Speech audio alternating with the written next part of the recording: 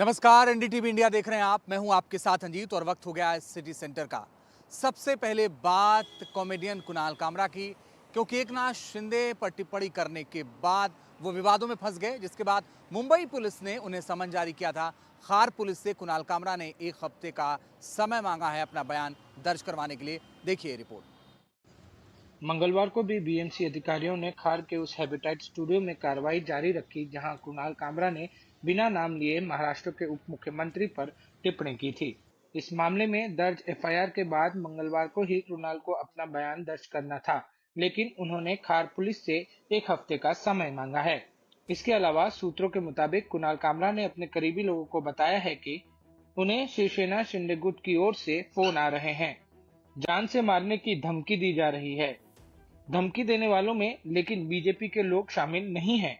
कुणाल जल्द ही मुंबई आकर इस मामले में अपना बयान दर्ज करवाएंगे। वो अभी पौंडीचेरी में हैं। उनका कहना है कि बहुत सारे पॉडकास्ट में शूट करने हैं। मुंबई से कैमरामैन प्रवीण रोहित के साथ पारस दामा, एनडीटीवी इंडिया के लिए। मेरठ कांड में पुलिस लगातार जांच कर रही है और नए नए सबूत भी मिल रहे हैं। ब्रह्मपुरी इलाके में आज फॉरेंसिक की टीम पहुंची और जांच शुरू की गई। दूसरी तरफ पुलिस सौरभ और मुस्कान के बैंक अकाउंट्स की जांच में जुटी हुई है। सौरभ की हत्या में इस्तेमाल होने वाले सामान, ड्रम, दवाई, चाकू, सीमेंट, ब्लीचिंग पाउडर, सब कुछ ऑनलाइन ट्रांजैक्शन से ही खरीदा गया था। अकाउंट के जरिए पता लगाया जा रहा है कि हत्या से पहले और हत्या के बाद मुस्कान ने सौरभ के फोन से कहां-कहां पेमेंट करवाया था।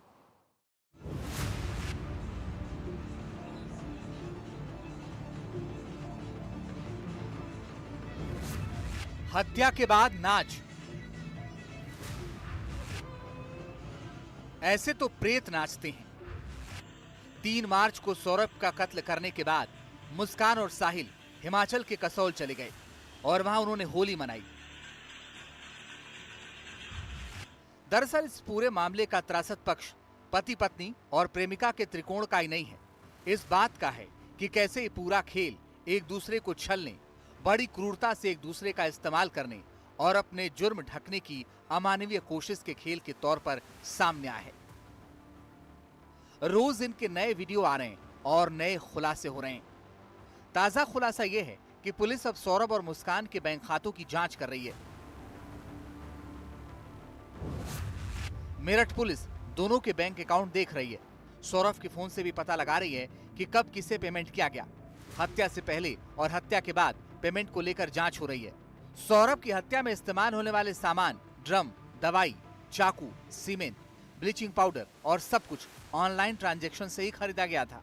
अकाउंट के जरिए पता लगाया जा रहा है कि हत्या से पहले और हत्या के बाद मुस्कान ने सौरभ के फोन से कहां पेमेंट किया था।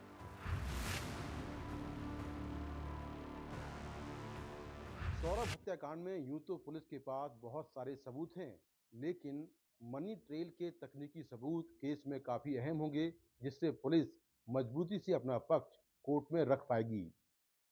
मेरठ जैसा ही मामला उत्तर प्रदेश के औरैया से भी सामने आया है, जहां प्रेमी के साथ मिलकर एक महिला ने अपने पति की हत्या कर दी। पत्नी ने 2 लाख रुपए सुपारी देकर पति की हत्या करवा दी। पुलिस ने आरोपी महिला, उसके प्रेमी और सुपारी किलर को गिरफ्तार कर लिया है। हैरानी की बात यह है कि शादी को सिर्फ 15 दिन हुए थे। 112 पर एक सूचना प्राप्त हुआ कि गेहूं का खेत में एक व्यक्ति घायल अवस्था में पड़ी है। इसमें प्रथम दृष्टया ऐसे प्रतीत हो रहे हैं कि कोई अज्ञात लोग द्वारा उनके साथ गंभीर रूप से मारपीट करके घायल कर दिया गया।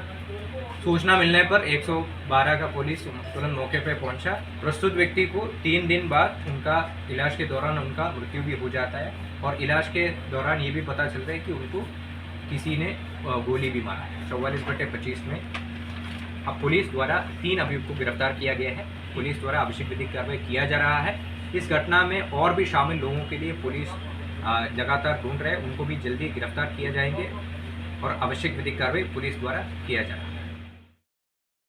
दिशा सालियान की मौत के मामले को लेकर उनके पिता आयुक्त ऑफिस पहुंचे और उन्होंने एक बार फिर से एफआईआर दर्ज करने की मांग की है।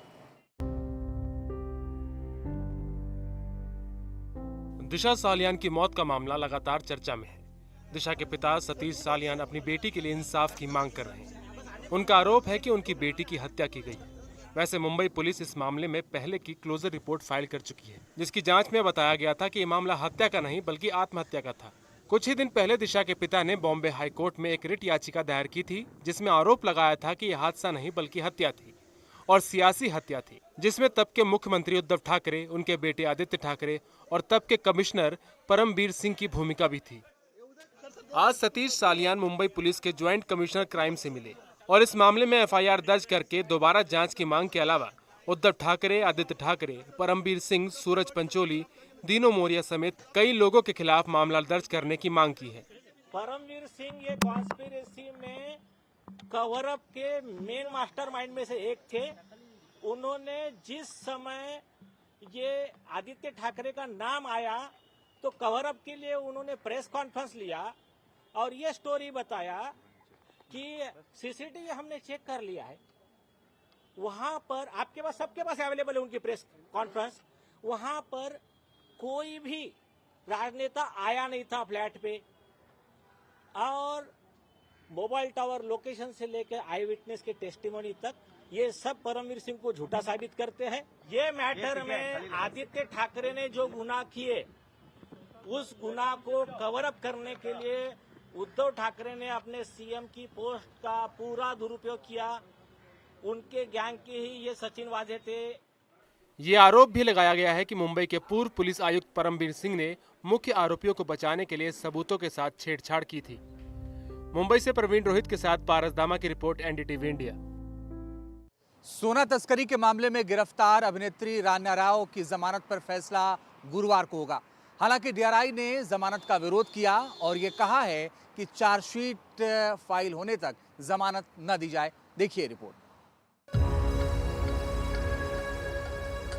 रान्या राव की जमानत का विरोध करते हुए डीआरआई ने जांच से जुड़ी जो जानकारी अदालत को पहले दी थी, उसके साथ साथ ये भी जोड़ा कि रान्या राव और उसके दोस्त तरुण राजू ने वीरा डायमंड्स के नाम से एक कंपनी खोली और सोना इसी के बहाने दुबई से खरीदा।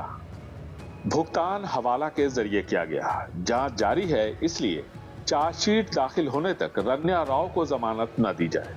लेकिन रान्या राव के वकील की दलील थी कि कस्टम्स कानूनों के तहत दर्ज हुए मामलों में चार्जशीट 6 महीने से 1 साल तक दाखिल की जा सकती है। ऐसे में रान्या राव को तब तक जेल में रखने का क्या तुक है। आर्थिक मामलों की विशेष अदालत ने रान्या राव की जमानत अर्जी पहले ही ठुकरा दी थी। अब गुरुवार को उनकी जमानत पर आने वाले सेशन कोर्ट के फैसले पर रान्या राव और उनके परिवार की निगाहें टिकी हैं। बेंगलुरु से कैमरामैन गोविंद मूर्ति के साथ निहाल किदवई, एनडीटीवी इंडिया। आज दिल्ली में बीजेपी सरकार ने 1 लाख करोड़ का बजट पेश किया। आधारभूत ढांचे को कैसे मजबूत किया जाए, इसको ध्यान में रखा गया है। साथ ही 10 नई घोषणाएं भी की गई हैं। देखिए रिपोर्ट। इस बार का दिल्ली सरकार का बजट ऐतिहासिक है। 1 लाख करोड़ रुपए का प्रस्तावित किया गया है। 1 लाख करोड़ रुपए का बजट प्रस्तावित किया गया है। मुख्यमंत्री रेखा गुप्ता ने आज विधानसभा में 1 लाख करोड़ का बजट पेश किया। करीब 2 घंटे 10 मिनट तक उनका भाषण चला। इस दौरान दिल्ली सरकार ने 10 नई घोषणाएं की। सीएम श्री स्कूल के लिए 100 करोड़ रुपए, 10वीं के टॉपर्स को लैपटॉप दिया जाएगा। आयुष्मान भारत के साथ 5 लाख का स्वास्थ्य बीमा, महिला समृद्धि योजना के लिए 5100 करोड़ रुपए। वहीं पिंक टिकट के बजाय पिंक कार्ड मिलेगा। दिल्ली में बनेगी मॉडर्न गौशाला। भाषा लैब के लिए 100 करोड़ रुपए। वहीं बुजुर्गों की पेंशन में बढ़ोतरी की जाएगी। ओवरहेड वायरिंग के लिए 100 करोड़ रुपए और व्यापारियों के लिए ट्रेड वेलफेयर बोर्ड बनेगा। सीएम रेखा गुप्ता ने शाराना अंदाज में कहा, यकीन हो तो कोई रास्ता निकलता है, हवा की ओट लेकर भी दिया जलता है। मैं इन 2 लाइनों के माध्यम से सरकार की मंशा आपको बताना चाहती हूँ कि यकीन हो तो कोई रास्ता निकलता है।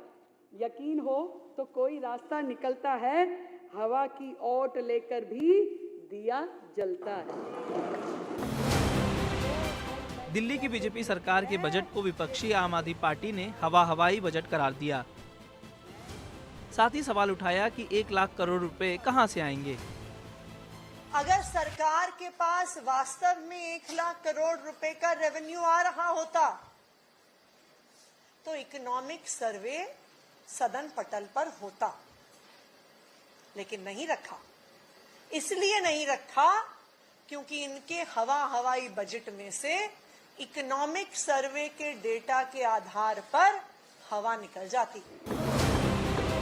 दिल्ली की बीजेपी सरकार ने आम आदमी पार्टी सरकार के मुकाबले 24% ज्यादा का बजट पेश किया। कई सालों के बाद अब केंद्र सरकार से दिल्ली को 7,000 करोड़ की मदद भी मिलेगी। मैं अश्विनी कुमार, एनडीटीवी इंडिया के लिए। सफर अपना किसी तूफान के डर से रुकता नहीं, इरादा कर लिया तो फिर इरादा कर लिया हमने। जस्टिस वर्मा को इलाहाबाद हाईकोर्ट वापस भेजे जाने के कोलेजियम के फैसले का इलाहाबाद हाईकोर्ट बार एसोसिएशन ने विरोध किया और कार्य बहिष्कार का ऐलान कर दिया। देखिए रिपोर्ट। ये इलाहाबाद हाईकोर्ट के वकील हैं जिन्होंने आज से कार्य बहिष्कार कर दिल्ली हाईकोर्ट के जस्टिस वर्मा को इलाहाबाद हाईकोर्ट भेजे जाने के सुप्रीम कोर्ट के फैसले पर अपना विरोध दर्ज कराया। वकीलों का कहना है कि उन्हें आरोपों में घिरे जस्टिस वर्मा को यहां भेजे जाने का फैसला किसी भी कीमत पर मंजूर नहीं है। हम लोग बिल्कुल इसका शुरू से विरोध कर रहे हैं और बहुत लार्ज स्केल पे पूरे हिंदुस्तान की हाईकोर्ट बार एसोसिएशन का हमें सपोर्ट प्राप्त है। सारी एसोसिएशन लगभग 22 एसोसिएशंस ने हमको सपोर्ट लेटर भेजा है, हमको सपोर्ट का पत्र भेजा है और पूरे हिंदुस्तान में इसको लेके काफ़ी आग लगी हुई है, काफ़ी तकलीफ में है जनता। बार एसोसिएशन ने कल बैठक कर कुल 11 प्रस्ताव पास किए थे। इनमें मुख्य तौर पर जज को वापस ना भेजे जाने, मामले की सीबीआई और ईडी से जांच कराए जाने, उनके लिए फैसलों पर फिर से विचार करने जैसी मांगे की गई थी। किसी भी स्तर तक इस लड़ाई को लड़ने के लिए तैयार हैं, हमको जेल जाना पड़ेगा, हम उसके लिए भी तैयार हैं। लेकिन अब न्यायपालिका में कार्य तभी होगा, रिज्यूम होगा, जब ये ऑर्डर ट्रांसफर का विड्रॉ होगा। जस्टिस यशवंत वर्मा के घर एक कमरे से बड़ी संख्या में नकदी बरामद हुई है। जस्टिस वर्मा साल 2014 से 2021 तक इलाहाबाद हाईकोर्ट में थे। इसके बाद वो दिल्ली हाईकोर्ट चले गए। विवादों के बाद उन्हें वापस इलाहाबाद हाईकोर्ट भेजने का फैसला किया गया है। फिल्म स्पेशल 26 आपने देखी होगी, जिसमें फर्जी अफसर बनकर ठगी को लेकर ये पूरी फिल्म बनी है। लेकिन जयपुर में हकीकत में ये पूरा मामला सामने आया, जहां एक गैंग ने बेरोजगार लोगों से ठगी की और उनको अपना शिकार बनाया। देखिए रिपोर्ट। जयपुर में फर्जी सरकारी अधिकारी बनकर युवाओं को सरकारी नौकरी का झांसा देने वाले हाई प्रोफाइल गैंग का पर्दाफाश हुआ है। इस गैंग के बदमाश पहले बड़े होटलों में आईएएस बनकर इंटरव्यू करते, फिर ज्वाइनिंग लेटर थमाते और फिर पैसे लेकर रफू चक्कर हो जाते। जयपुर में अब तक ये गिरोह 1 दर्जन से अधिक युवाओं को अपना शिकार बना चुका है। इस गैंग में 6 से ज्यादा लोग शामिल हैं, लेकिन सबकी अपनी भूमिका तय है। बेरोजगार युवाओं को फंसाने के लिए सबसे पहले बड़ी बड़ी कहानियां सुनाई जाती, फिर महंगे होटलों में उनका इंटरव्यू होता, फर्जी आईएएस अधिकारी बने बदमाश की धाक जमाई जाती और फिर ज्वाइनिंग से पहले मेडिकल टेस्ट का नाटक भी किया जाता। एक आईएएस तो फर्जी बनकर इनसे मिला है, दूसरा आईएएस फर्जी बनकर इनको इंटरव्यू लेने के लिए एक फर्जी डॉक्टर बना, ऐसे करके इनकी पूरी गैंग थी। इन सारी गैंग ने मिलकर और इनसे 70 लाख रुपए की ठगी करी है। तो इनके जो मेन सरगना थे उनको पहले पूर्व में गिरफ्तार किया जा चुका है। जयपुर की मुरलीपुरा पुलिस ने इस गैंग के मास्टरमाइंड आरके अग्रवाल उर्फ दीपक जैन को आगरा से गिरफ्तार किया है। इस गैंग के 2 बदमाश पहले ही पकड़ में आ चुके हैं। पुलिस इस गैंग के बाकी बदमाशों की तलाश में जुटी है। जयपुर से एनडीटीवी के लिए सुशांत पारीक की रिपोर्ट। और बिहार में इंटरमीडिएट का रिजल्ट जारी हो गया और तीनों स्ट्रीम में इस बार लड़कियों का ही जलवा रहा। बिहार बोर्ड 12वीं के साइंस स्ट्रीम में 89.50% स्टूडेंट पास हुए हैं, जबकि आर्ट्स का रिजल्ट 82.75% और कॉमर्स का 94.77% रहा है। कुल मिलाकर बिहार बोर्ड का पास प्रतिशत 86.50 रहा। साइंस में प्रिया जायसवाल, आर्ट्स में अंकिता और कॉमर्स में रोशनी कुमारी ने टॉप किया है। आर्ट्स स्ट्रीम की टॉपर अंकिता कुमारी के 94.6%, कॉमर्स स्ट्रीम की टॉपर रोशनी कुमारी के 95% और साइंस स्ट्रीम की टॉपर प्रिया जायसवाल के 96.8% अंक आए हैं। इनमें से कुछ टॉपर्स ने बात की एनडीटीवी से, आइए आपको सुनवाते हैं। हम बधाई देना चाहेंगे उन सभी छात्राओं को, छात्र को जिन्होंने सफलतापूर्वक इंटरमीडिएट की परीक्षा पास की। बिहार इंटरमीडिएट के नतीजे आए तो फिर से लड़कियां हर मैदान यानी आर्ट्स, साइंस और कॉमर्स में टॉपर रही। वैशाली की अंकिता कुमारी आर्ट्स में बिहार के टॉपर रही। ये बोर्ड बहुत बेहतरीन काम कर रहा है। उनकी और उनकी टीम ने बिल्कुल पूरे हिंदुस्तान में सबसे पहले इस तरह का रिजल्ट निकाला है। इन नतीजों का सबसे दिलचस्प पहलू टॉपर्स की पारिवारिक पृष्ठभूमि है। कॉमर्स की टॉपर रोशनी कुमारी बिहार के वैशाली से है और उनके पिता ऑटो चालक है। गांव के स्कूल से पढ़ी रोशनी ने अपनी मेहनत के बदौलत अपना परचम लहरा दिया। घर पे आके सेल्फ स्टडी करते थे, अपने मम्मी के साथ पढ़ाई करते थे और मेरी मम्मी मेरे साथ रात भर जाग के पढ़ाई करती थी। मेरे वजह से मेरी मम्मी कितनी रात जागी होगी वो कोई नहीं, वो हम ही जानते हैं कि मेरी मम्मी के जागने से मेरे पापा भी जागते थे। आर्ट्स में अपना पताका फहराने वाले सहरसा के ऋषु कुमार के पिता गांव में छोटी सी दुकान चलाते हैं।